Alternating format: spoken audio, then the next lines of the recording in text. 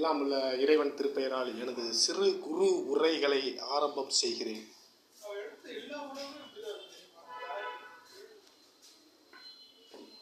இப்போ ஜிம்மில் விளையாடுறவங்க ஒரு 10 வருஷம் விளையாடுவாங்களா, ஒரு 15 வருஷம், அதுக்கப்புறம்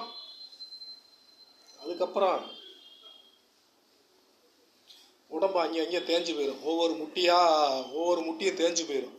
விளையாடுறவனுக்கு அங்கே தேஞ்சு வரும். தேஞ்சு உனக்கு சொல்லுவானா ஏன் முட்டி தேஞ்சு போச்சுன்னு? கமுக்கமாக இருந்துக்குருவான். தேஞ்சு போயிடும். அது என்ன ஸ்டீல்லையா செஞ்சிருக்கு? மனிதனுடைய எலும்பு மனிதனுடைய எலும்பு எதில் செய்திருக்கு? மனிதனுடைய எலும்பு சோள தட்டை தான். தேய்மானமாகிவிடும்.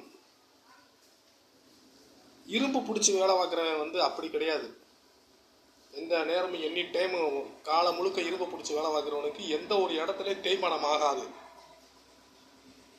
அவன் உடம்பு எலும்புல அவனுக்கு வலு இருக்கும்.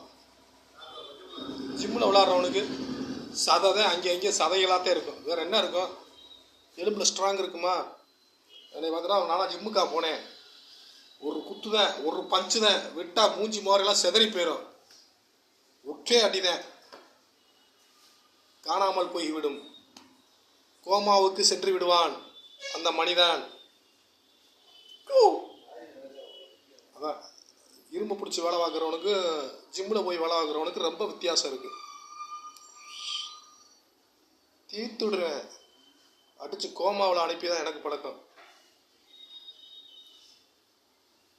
மாதிரி எது சொல்கிற வரேன்னா, ஜிம்முங்கிறது வேற. அது உடம்பு வேணால் அழகுபடுத்திக்கிறலாம். அது ஒரு பிராய்லர் கோழி மாதிரி தான். ஜிம்மில் விளையாடுறவங்க உடம்பெல்லாம், இரும்பு பிடிச்சி வேலை வாங்குறவங்க உடம்பு அப்படி கிடையாது.